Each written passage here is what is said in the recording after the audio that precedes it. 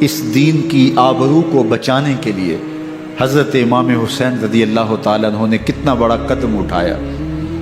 آپ کے بہی خواہ، دوست، احباب عبداللہ بن عمر یہ سارے روکتے ہیں۔ عبداللہ بن عباس کہتے ہیں حضرت نہ جائیے، الکوفی لا یوفی، کوفی کبھی وفا نہیں کرتے۔ آپ کے والد کو وہاں شہید کیا گیا، لیکن آپ ایک فرض کو نبھانے جا رہے ہیں۔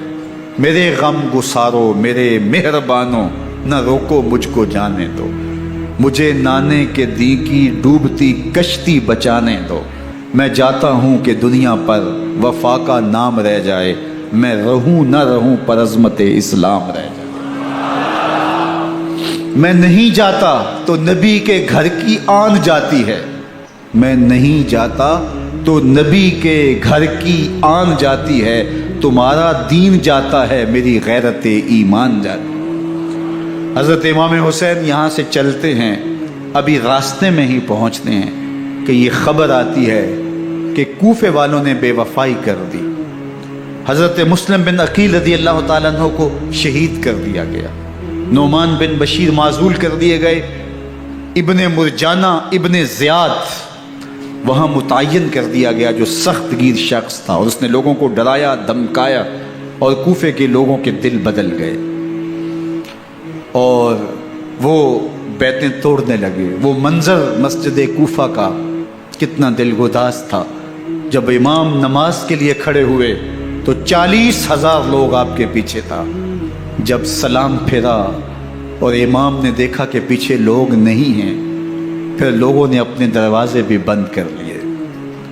رات کی تنہائیاں ہیں اور حضرت مسلم بن عقیل کو کوئی پناہ دینے والا نہیں۔ لوگوں نے دروازے بند کر لیے کہ کہیں ہمارے گھر میں نہ آ جائیں اور ہم مشقت اور حکومتی تشدد کا شکار نہ ہوں۔ کتنا دردناک لمحہ ہے حضرت مسلم بن عقیل رضی اللہ تعالیٰ عنہ پہ، اور پھر حضرت مسلم بن عقیل بے دردی سے شہید کر دیے جاتے ہیں۔ آپ ابھی راستے میں ہیں، یہ ساری کہانی پہنچتی ہے کہ حضرت مسلم شہید کر دیے گئے اور بے دردی سے شہید کر دیے گئے۔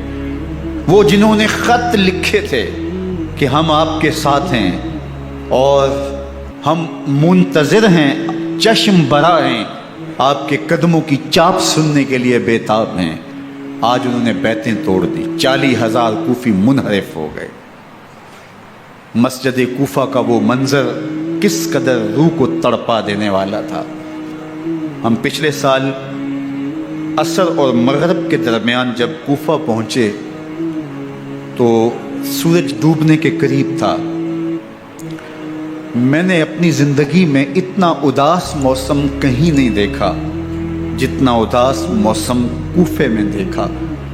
ایسے لگتا تھا جس طرح کوفے کی آب و ہوا آج بھی شرمندہ ہے۔ جو مسلم بن عقیل اور خاندان نبوت کے ساتھ اہل کوفہ نے کیا، حضرت امام حسین رضی اللہ تعالیٰ عنہ کو ان کے بہی خواہوں نے، اعزاء نے، اقربا نے، دوستوں نے، آوان و انصار نے، ساتھیوں نے کہا کہ حضرت حالات یکسر تبدیل ہو گئے، اب ہمیں مراجعت کر جانی چاہیے، واپس پلٹ جانا چاہیے۔ تو حضرت امام حسین کافی سوچ بچار میں رہے۔ پھر اس کے بعد آپ نے فیصلہ کیا کہ ہم آگے بڑھیں گے۔ دوستوں نے کہا کہ حضرت اگر آپ آگے بڑھیں گے تو ہمیں لگتا ہے کہ وہ آپ کے ساتھ سلوک اچھا نہیں کریں گے اور آپ بچوں کے سامنے پیاس سے شہید کر دیے جائیں گے۔ تو حضرت امام حسین رضی اللہ تعالیٰ عنہ نے وہاں ایک خطبہ ارشاد فرمایا کہ لوگوں تم جو مجھے بتا رہے ہو مجھے اچھی طرح معلوم ہے، جو تم مجھے منظر پیش کر رہے ہو وہ میری نگاہوں میں ہے، اور جو کچھ ہونے والا ہے چشم تصور وہ منظر دیکھ رہی ہے۔ چونکہ حضرت امام حسین رضی اللہ تعالیٰ عنہ کی شہادت کی خبر حضرت امام حسین کے پیدا ہوتے ہی خاندان نبوت میں عام تھی۔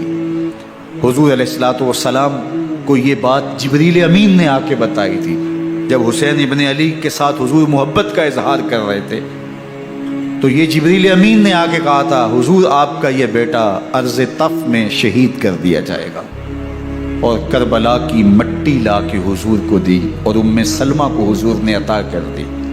حضرت ام سلمہ کہتی ہیں کہ ایک دن میں سوئی تو خواب دیکھا کہ حضور کے مبارک بال بکھرے ہوئے ہیں، اور سخت پریشان ہیں۔ تو میں نے کہا کہ حضور آپ کی یہ کیا حالت ہے؟ وَبِيَدِهِ قَارُورَةٌ، اور حضور کے ہاتھ میں ایک شیشی ہے، فیہا دمن، جس کے اندر خون ہے۔